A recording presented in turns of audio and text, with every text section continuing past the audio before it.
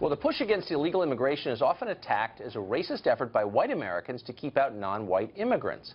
But one black civil rights advocate says, in fact, the biggest victims of low-wage illegal labor are black men in this country who see their own job opportunities dry up and their own wages undercut. Peter Kirsanow is a member of the United States Commission on Civil Rights. He was also a candidate for President Trump's Secretary of Labor, and he joins us now. Peter, thanks a lot for coming on. Thanks for having me.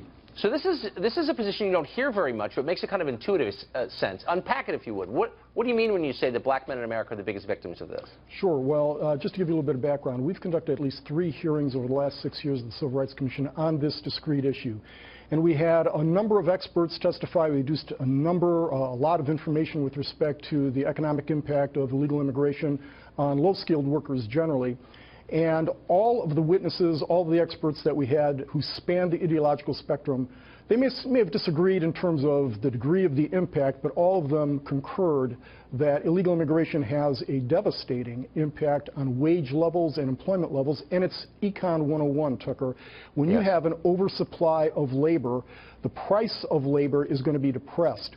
And also, we have an oversupply of low-skilled labor. And what happens is black males are disproportionately concentrated in the low-skilled labor market, disproportionately have only high school diplomas.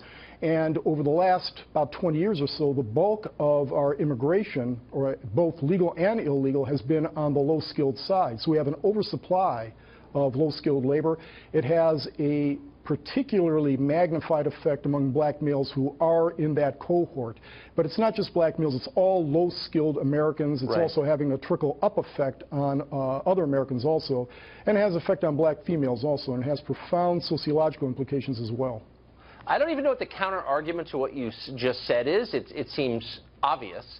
It's clearly true. Has anyone told the Congressional Black Caucus? Yeah, I have.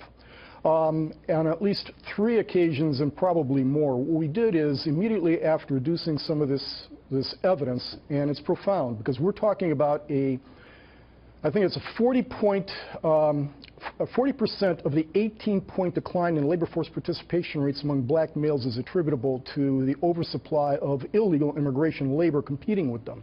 So we're talking about, at the very low end, hundreds of thousands of blacks losing jobs, probably, if you do the math, up to 1.2 million blacks losing jobs.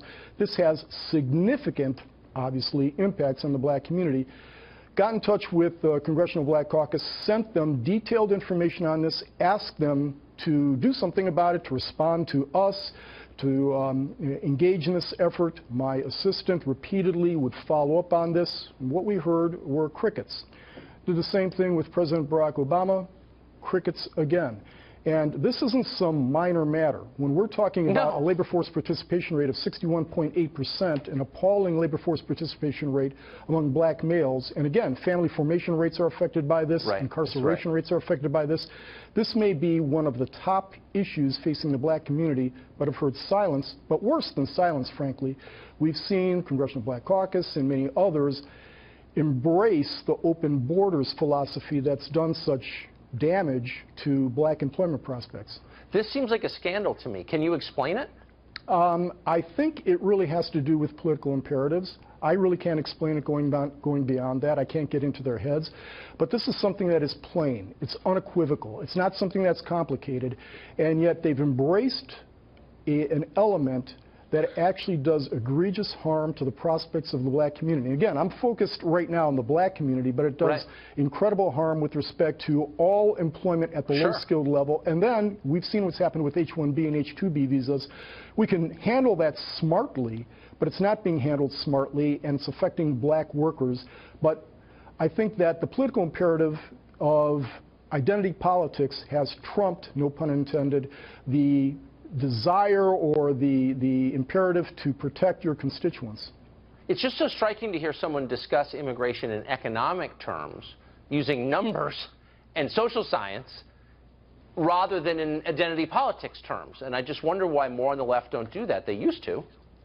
I think again, I'm not an expert at these things, I'm just kind of surmising, but if you take a look at what they've been doing for the last several years, engaging in identity politics, I think they made a demographic calculation that if they were able to specify certain groups that they think that they can stir up so that they will vote in a particular fashion. That augurs to their short-term benefit, regardless of what happens to their constituents. It's shocking. Peter, thank you for that. That was a great explanation.